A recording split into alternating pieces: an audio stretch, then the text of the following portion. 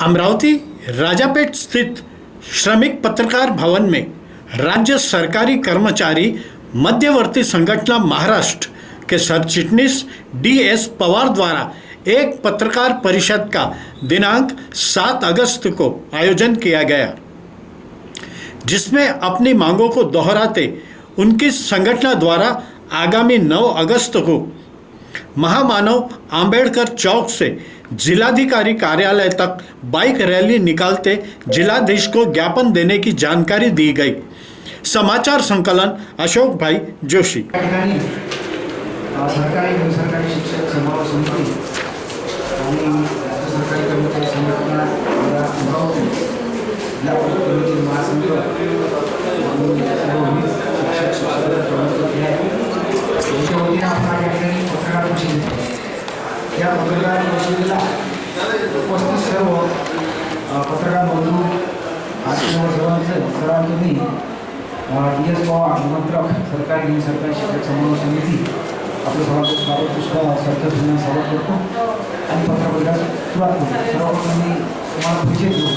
हे माननीय भोम साहेब SP भोम, अध्यक्ष राज्य सरकारी कर्मचारी मध्यवर्ती संघटना जिल्हा अमरावती, आमचे विजयी सावरकर सहसचिव विभागीय राज्य सरकारी कर्मचारी संघटना याचे सहसचिव, त्यानंतर भास्करराव विजय यांची प्रसिद्धी प्रमुख आहे। बाकीची मंडळी येणार आहे, थोडा आपल्याला सर्वांना त्याची आत्ताच निश्चित पत्रकार परिषद झाली तरी पण आपण सुरू करू।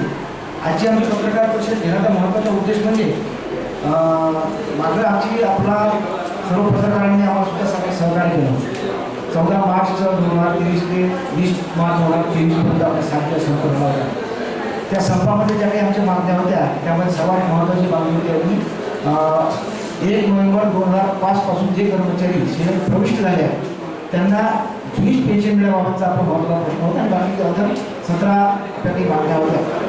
त्यावेळेस सरकारला 14 मार्चपासून संप सुरू झाल्यानंतर जवळपास 7 दिवस संप झाला। 20 तारखेला माननीय मुख्यमंत्री महोदयांनी आमचे जे सरकारी कर्मचारी सरकारी आणि सरकारी शिक्षक समन्वय समितीचे निमंत्रक आणि सुपारू समितीची नेमली होती। आमच्या राज्याचे निमंत्रक होते माननीय विश्वाजी काटकर साहेब आणि बाकी इतर सुद्धा त्या ठिकाणी सर्व पदाधिकारी म्हणजे उपस्थित होते।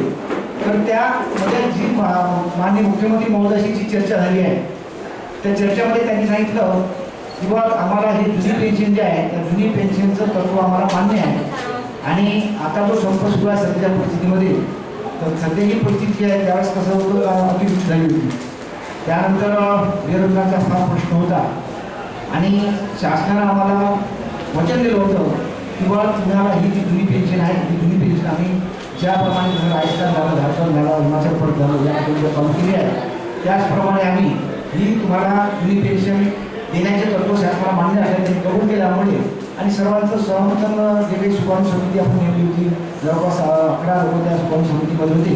राज्य सरकारी कर्मचारी संघटनेचे जिल्हा परिषद महासंघ शिक्षक शिक्षक कर्मचारी संघ जुनी हक्क संघटनेचे पदाधिकारी हे सर्व त्या ठिकाणी त्यांच्या सहमतीनेच तो संप आपण स्थगित केला। रद्द केला नव्हता, स्थगित केला होता। बाबा ठीक आहे, काही दिवस शासनाला सुद्धा आपल्याला वेळ द्यावा लागते कारण परिस्थिती पाहू शकत नाही काही मागण्या एका याच्यात होऊ शकत नाही, परंतु त्या आमच्या संपाच्या भूमिकेतून त्या पार्श्वभूमीवर जी कुटुंब निवृत्ती वेतन योजना जी होती म्हणजे जी केंद्राने मंजूर केली होती ती कुटुंब निवृत्ती वेतन योजना शासनाने आम्हाला मंजूर केली आणि जी उपदान राशी जे सेवानिवृत्त कर्मचारी होण्याच्या उपदान राशी सुद्धा त्यांनी मंजूर केली।